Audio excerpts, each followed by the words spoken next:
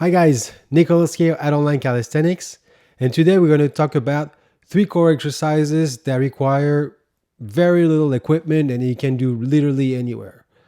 The first thing that we're going to talk about is the overhead arm extension. As you can see on the video here, that's how it looks like. And the only thing you need is a small resistant band. I highly recommend to get a few of these because they will last a very, very long time for a very, very low investment. So that's one of the best tools to use in the game. Let's look at the video, watch it, and then we'll talk about it. Here it is. Bring the band over your head and then keep a nice form as you do it. The idea is that it's also a tricep exercise, so it's an arm extension, overhead arm extension. What you want to be is grounded properly here so that you don't move as you're pulling the band. You want to really be solidly grounded as you perform the movement, and you want to solicitate or engage your mid-back section, so the one that's in front of you, behind your rib cage, to make sure that you really properly engage entire core muscle group.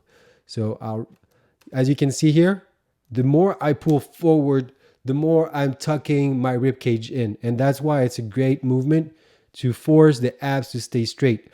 Basically, you're forcing the rib cage in and you avoid arching your back. So you want to keep a nice line in the back and bring your arms overhead. So that's going to be a great exercise to practice handstands, for example. That's an ability that you need to have in order to get a clean, straight handstand.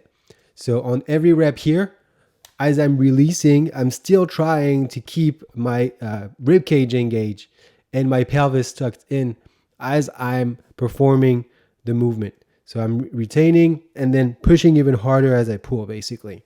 And as you can see here, I'm really fighting so that my rib cage doesn't flare out as I'm moving. So you want to keep that nice line engaged all the way through and pull through your triceps so that you also get a nice tricep work. You get a nice shoulder burn with this. And of course, definitely going to feel the core as long as you engage it properly. So give it a try. Really a good exercise. The second thing we'll talk about today is the wood chopper drill.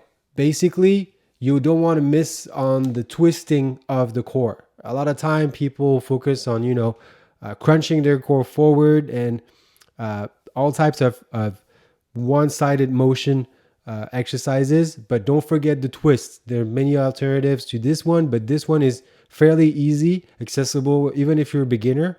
All you got to do is anchor the band a little higher than your height, and so that you can get a nice descent as you pull. So let's look at it.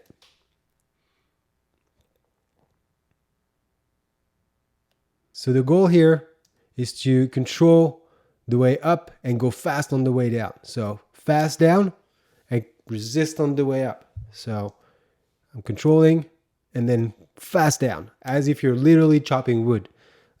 This is very important to get strong twisting motion so that your obliques are nicely engaged and also getting stronger as you get your core stronger, because again, if you just practice unilaterally, just forward motion with the core, you'll definitely miss the side sections of the core muscles.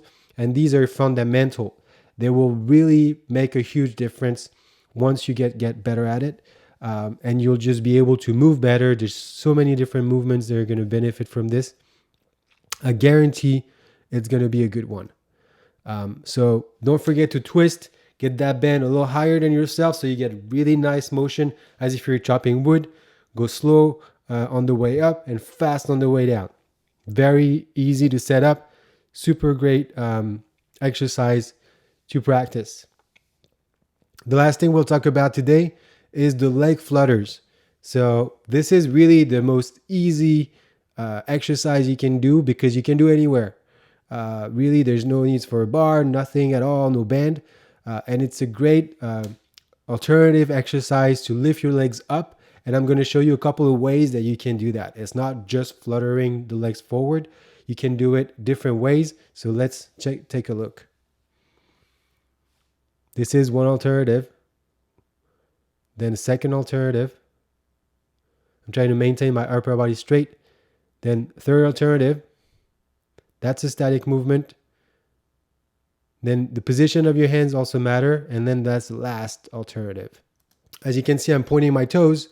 That's a crucial factor in doing proper leg flutters. You can also flex your feet completely the opposite way. As long as you make it one or the other way, you just don't want to be in the middle. So either you point your feet really hard or you flex your feet really hard. And you want to practice both.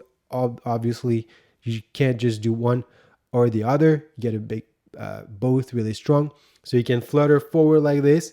Then we can flutter sideways as well. And then we can do some statics hold. So kind of like an L sit, but on the floor.